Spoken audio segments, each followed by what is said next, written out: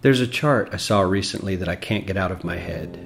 A Harvard business professor and economist asked more than 5,000 Americans how they thought wealth was distributed in the United States. This is what they said they thought it was. Dividing the country into 5 rough groups of the top, bottom, and middle 3 20% groups, they asked people how they thought the wealth in this country was divided. Then he asked them what they thought was the ideal distribution.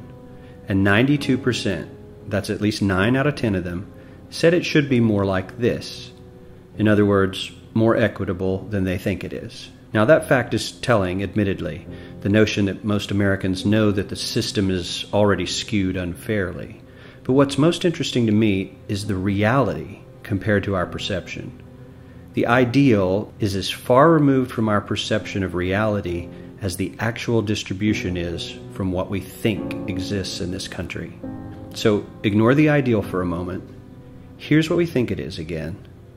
And here is the actual distribution. Shockingly skewed.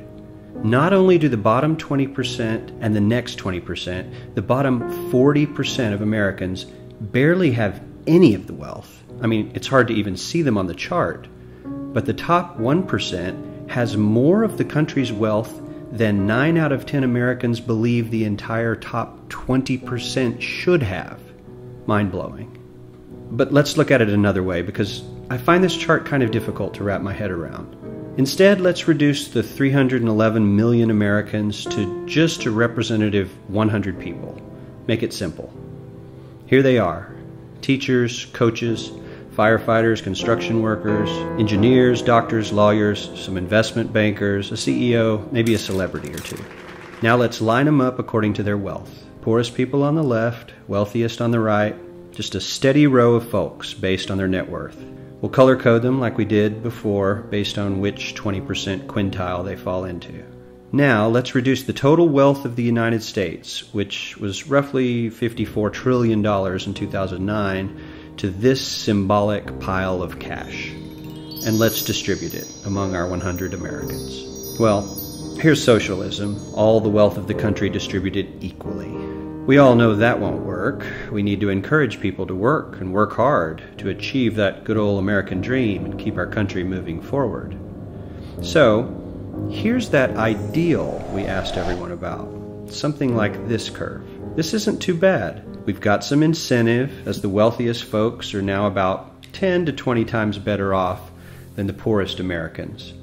But hey, even the poor folks aren't actually poor, since the poverty line has stayed almost entirely off the chart. We have a super healthy middle class with a smooth transition into wealth. And yes, Republicans and Democrats alike chose this curve.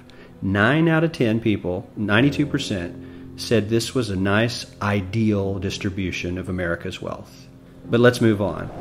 This is what people think America's wealth distribution actually looks like. Not as equitable, clearly, but for me, even this still looks pretty great. Yes, the poorest 20 to 30% are starting to suffer quite a lot compared to the ideal, and the middle class is certainly struggling more than they were, while the rich and wealthy are making roughly 100 times that of the poorest Americans, and about 10 times that of the still healthy middle class. Sadly, this isn't even close to the reality. Here is the actual distribution of wealth in America. The poorest Americans don't even register. They're down to pocket change. And the middle class is barely distinguishable from the poor. In fact, even the rich between the top 10 and 20 percentile are worse off. Only the top 10% are better off. And how much better off? So much better off that the top 2 to 5% are actually off the chart at this scale.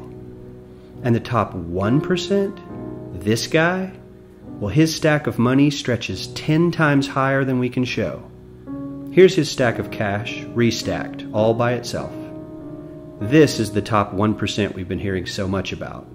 So much green in his pockets that I have to give him a whole new column of his own, because he won't fit on my chart. 1% of America has 40% of all the nation's wealth.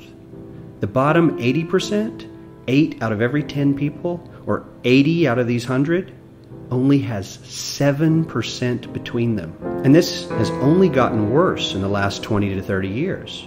While the richest 1% take home almost a quarter of the national income today, in 1976 they took home only 9%, meaning their share of income has nearly tripled in the last 30 years. The top 1% own half the country's stocks, bonds, and mutual funds. The bottom 50% of Americans own only 0.5% of these investments, which means they aren't investing. They're just scraping by. I'm sure many of these wealthy people have worked very hard for their money, but do you really believe that the CEO is working 380 times harder than his average employee? Not his lowest paid employee, not the janitor, but the average earner in his company. The average worker needs to work more than a month to earn what the CEO makes in 1 hour. We certainly don't have to go all the way to socialism to find something that is fair for hardworking Americans. We don't even have to achieve what most of us consider might be ideal.